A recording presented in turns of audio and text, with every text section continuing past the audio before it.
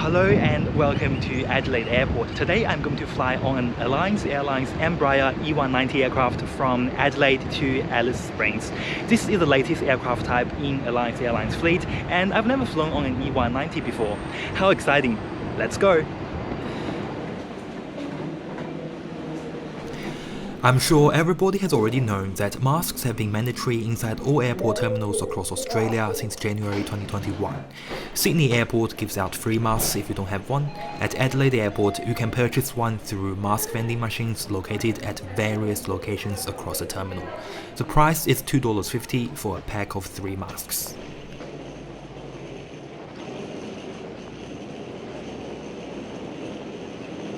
On the 4th of February 2021, Alliance Airlines announced an initial 3-year period wet lease agreement with Qantas to provide 3 Embraer E190 aircraft with options up to an additional 11 aircraft. The first 3 entered services for Qantas on the 25th of May 2021. As this is a wet lease agreement, it means Alliance Airlines provides aircraft, complete crew, maintenance and insurance, but the flight number is in Qantas, so you will check in your flight at the Qantas counter.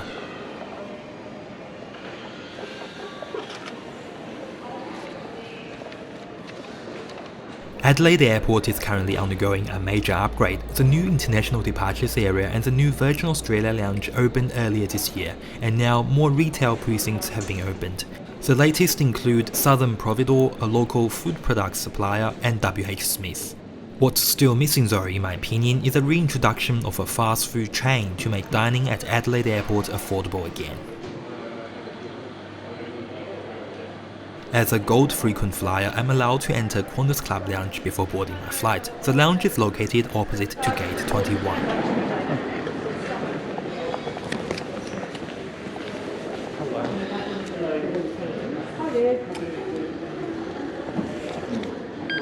That's great. Thank you. During pre-COVID times, this lounge is served as both Qantas Club Lounge for domestic travellers and International Business Lounge for international travellers. Therefore, the place is huge. It's certainly a lot bigger than what it looks like from outside. The lounge offers multiple spaces with varying ambience levels. You can see there are a wide range of seating arrangements to fit your personal need. It took me 90 seconds just to walk from the entrance to the end of the lounge. My favorite spot to sit in is here, the bench table that faces directly to the apron. You can usually see the movements of Rex Airlines Sub 340, QantasLink Dash 8 and sometimes the Alliance Fokker 70.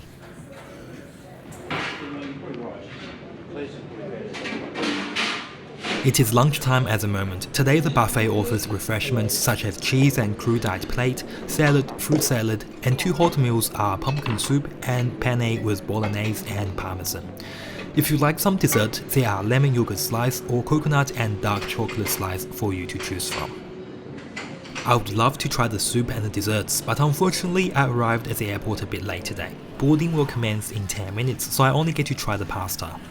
The food that's offered in Qantas Club Lounge is currently much better than in Virgin Lounges. The penne is cooked to the tooth. I definitely enjoyed this quick lunch before my flight. Next time I'll be sure to arrive earlier to spend more time at this lounge. From the Qantas Club to the boarding gate is usually only a 2 to 3 minutes walk. Here she is, the Embraer E190 jet freshly painted in Alliance Airlines livery.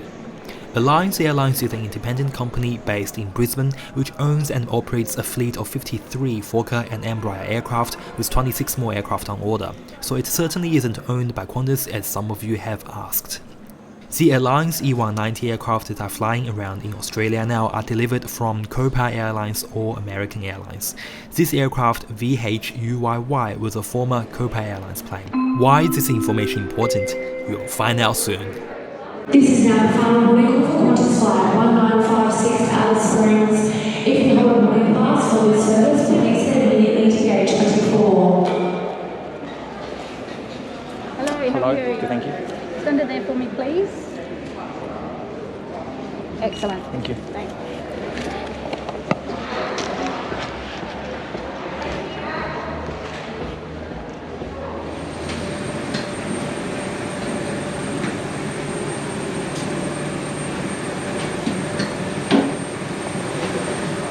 The entire aircraft is painted in Alliance livery, however there is a label near the door that shows the evidence of the wet lease. One of the crew told me later that some of the former American Airlines E190s are being painted in Townsville and they will be in complete QantasLink livery.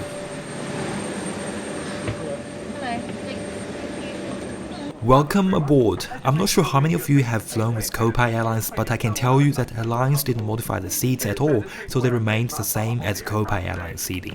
It's like Rex Airlines Boeing 737 retained Virgin's seating and interior.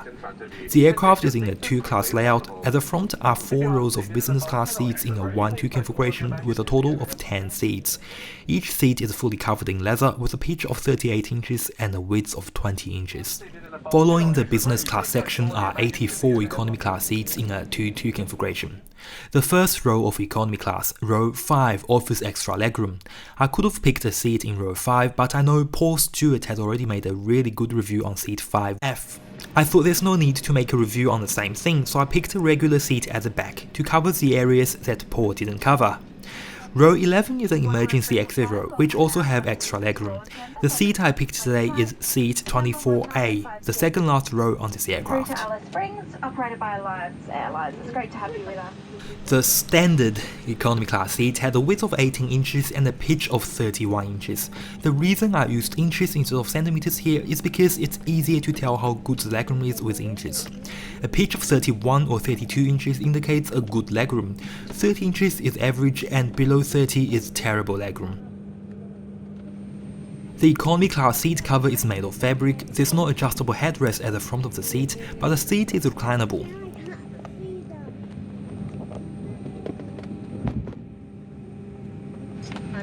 I noticed that the seats in the last row are fairly close to the wall at the back.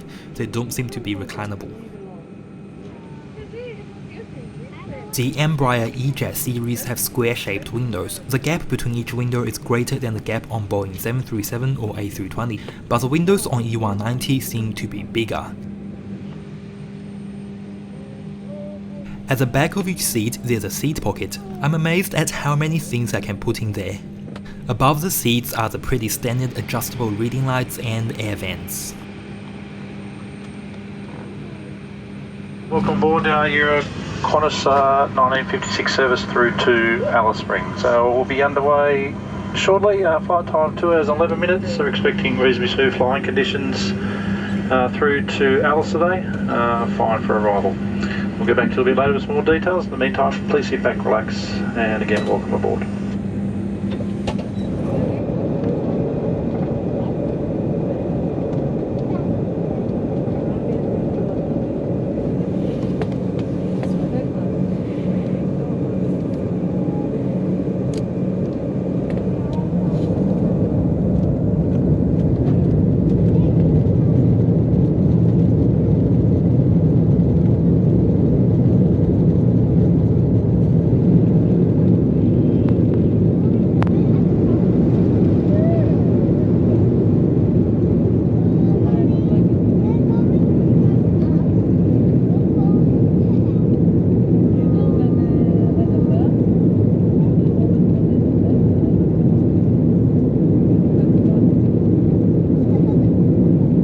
If you are a frequent flyer out of Adelaide Airport, you would probably know that the typical standard instrument departure for jet aircraft taking off from runway 23 includes maintaining runway heading for 11 nautical miles before turning left.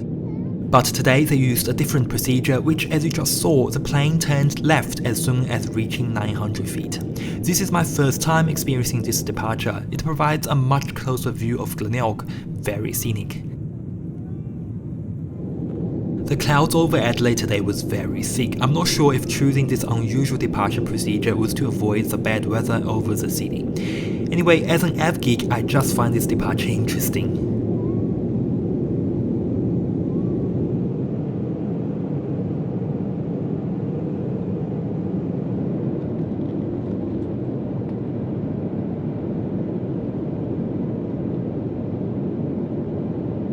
"15 minutes after takeoff, we are finally above all the bad weather and the clouds.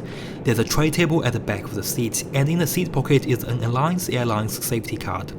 The crew on this flight are still wearing the Alliance Airlines uniform, but one of the crew told me that they will be given the QantasLink uniform very soon, and the safety card will be in QantasLink brand in the near future as well. So when this integration is complete and the aircraft are painted in QantasLink livery, the general public will not be able to tell that these E190s are not owned by Qantas. For the moment, there's no in-flight entertainment nor Wi-Fi on board. After the seatbelt sign was off, I decided to try the seat in row 25. The seat is reclinable. You can see the recline button on the side of the armrest. But how much recline does it offer?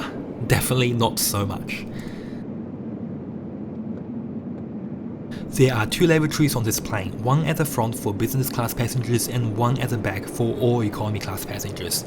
There were occasionally 1 or 2 passengers queuing up in the aisle, but it wasn't very busy throughout the flight, so 1 lavatory for 84 passengers is enough. There's sufficient space to move around, but the roof is a bit low for me to stand up straight. There's a baby change table in the lavatory. The amenities here, including the hand wash, are provided by Qantas.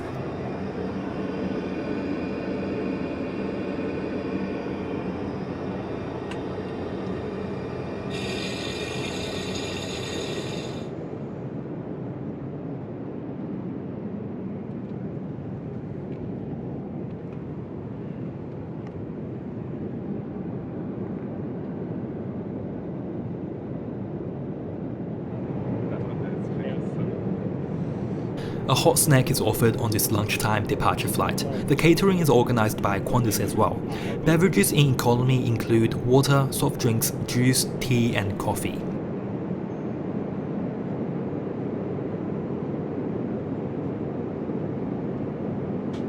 It's really pleasant to see that Qantas has reintroduced hot food at lunchtime. The one and only hot snack option today is a 140-gram chicken and mushroom pie.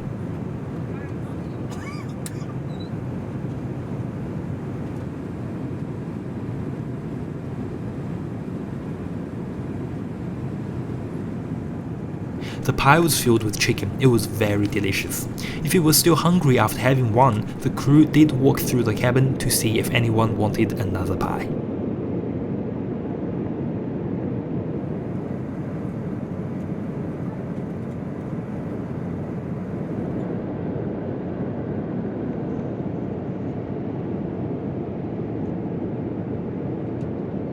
If you are a vegetarian or are allergic to mushroom and did not inform Qantas before your flight, you will probably be offered the vegan soy rice crackers for your lunch. It's not as tasty as a hot pie, but it's certainly helpful when you are feeling peckish, I guess.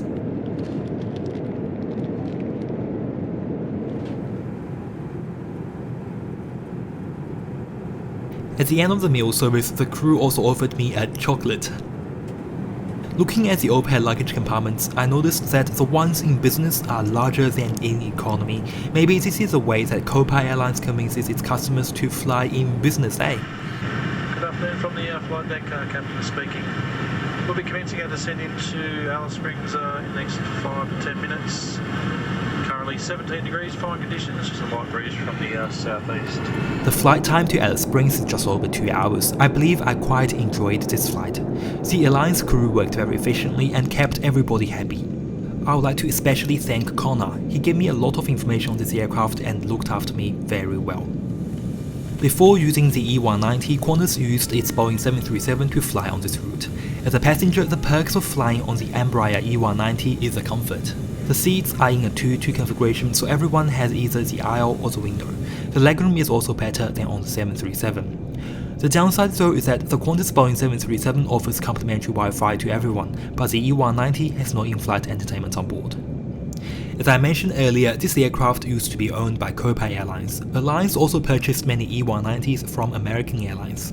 American has different seating configuration to Copa Airlines, so I guess in the future we will see Alliance Embraer E190 having 2 seating plans. If I had chance, I would review the former American Airlines E190 when they enter service.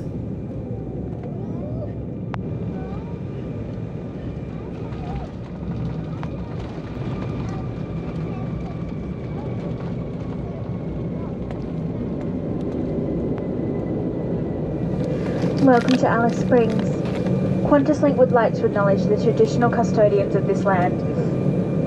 The local time has just gone 3 p.m. As the seatbelt sign is now on, please remain seated. Is still on, please remain seated with your seatbelt fastened. Today we'll be exiting via the stairs. For safety reasons, please use the handrail and designated walkway. On behalf of all of us here at QantasLink and One World, thank you for choosing to fly with us.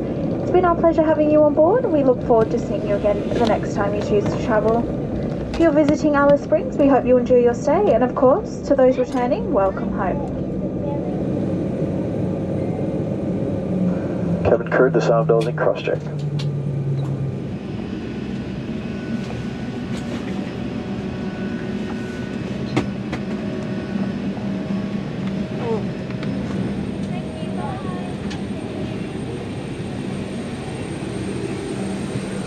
Thank you. Have a good day.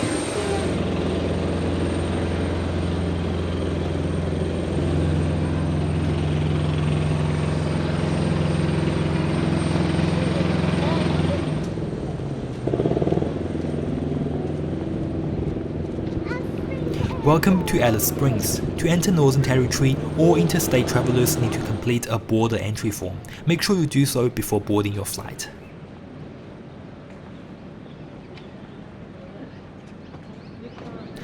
Alice Springs Airport is located 13 kilometers south of the town center.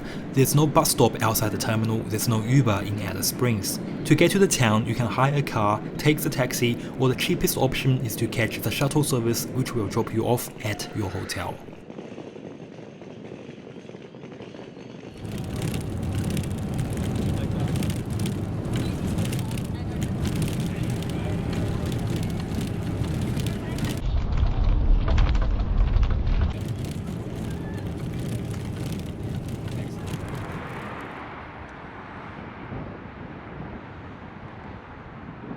Today is Thursday, the day that the Ghan comes through the town. I have to say that the locomotives look really good in this red Ghan livery. I travelled on the Indian Pacific train from Sydney to Adelaide on the last day of April. I really enjoyed my experience, so hopefully I would be able to travel from Adelaide to Perth on the Indian Pacific and Adelaide to Darwin on the Ghan one day. But for now, thank you so much for watching this video. If you find it interesting, please don't forget to give it a like and subscribe to my channel for more reviews. And to my train enthusiasts on this channel, I have filmed a number of train trips in Queensland, so please be patient with me and they will come out when they are ready. You will not be disappointed. Stay tuned and I'll see you all in my next video.